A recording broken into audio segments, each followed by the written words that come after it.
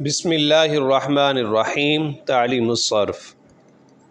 گزشتہ اسباق کے اندر ہم نے مضاف کو پڑھنا شروع کیا تھا۔ ہم ابواب مضاف پڑھ چکے ہیں۔ ابواب مضاف میں پہلا باب باب ناصر ینصر سے ذبا یذب ذبن بمعنی دور کرنا، اس کی صرف صغیر بھی ہم پڑھ چکے ہیں۔ آج ہم اسی باب سے اور اسی مصدر سے ہم صرف کبیر پڑھیں گے۔ سب سے پہلے ہم فعل ماضی مثبت معلوم پڑھتے ہیں مضاف کے باب ناصر ینصر کی۔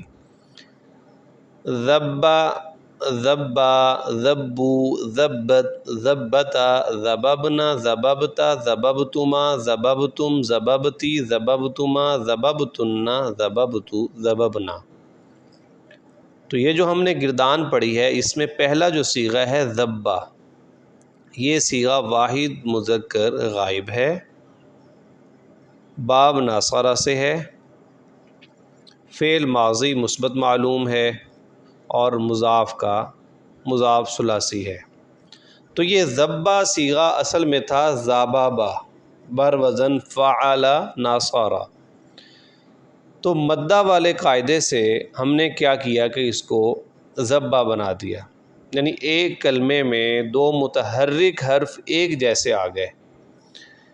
اب ان میں پہلے کا ماقبل متحرک تھا، یعنی پہلے کا ماقبل بھی متحرک تھا، تو مدہ والے قاعدے کو جیسے ہم نے مادہ دا سے مدہ بنایا تھا، تو بالکل ایسے ہی ہم نے کیا کیا کہ مدہ والے قاعدے سے پہلے حرف کو ساکن کر کے دوسرے میں اس کا ادغام کر دیا، تو یہ ہو گیا ذبا، پھر ادغام ہوا تو یہ ہو گیا ذبا بر وزن فعل۔ یہ صیغہ اور اس کی جو تعلیل ہے ادغامات کے عنوان سے صفحہ نمبر 106 پہ تعلیم الصرف کے اندر لکھا ہوا ہے۔ جی اس کے بعد اب ہم فعل ماضی مجہول کی گردان پڑھتے ہیں۔ ذبا ذبا ذبو ذبت ذبتا ذبیبنا ذبیبتا ذبیبتما ذبیبتم ذبیبتی ذبیبتما ذبیبتن ذبیبتو ذبیبنا۔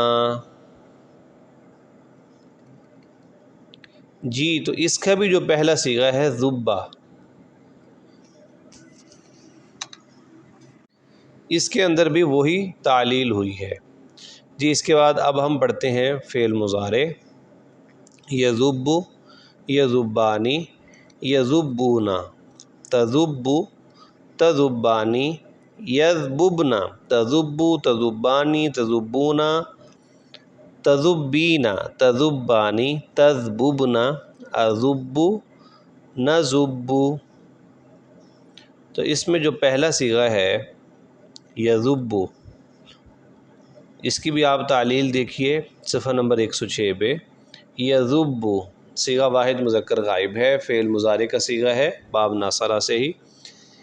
یذب اصل میں تھا یذبب بر وزن یفعل، تو کلمے میں ایک جیسے دو متحرک حرف آئے، پہلے کا ماقبل ساکن غیر مدہ غیر یا تصغیر تھا، تو یہ مدو اور یہ فر والے قاعدے سے ہم نے کیا کیا کہ پہلے حرف کی حرکت نقل کر کے ماقبل کو دی اور اس حرف کو دوسرے میں ادغام کر دیا، تو یہ ہو گیا یذب بر وزن یفعل، یعنی یذبب اصل میں تھا، تو با دو جو ہیں دونوں متحرک ہیں، تو با کا ہم نے کیا کیا کہ پیش جو ہے وہ ذال کو دے دیا اور با ساکن کر دیا، پھر با کا با میں ادغام ہو گیا، تو اس وجہ سے ذال کے اوپر پیش آ گیا اور یہ ہو گیا یذب۔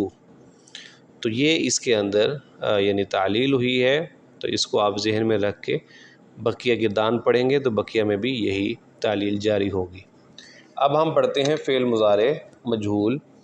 یذب یذبانی یذبونا تذب تذبانی یذببنا تذب تذبانی تذبونا تذبینا تذبانی تذببنا اذب نذب۔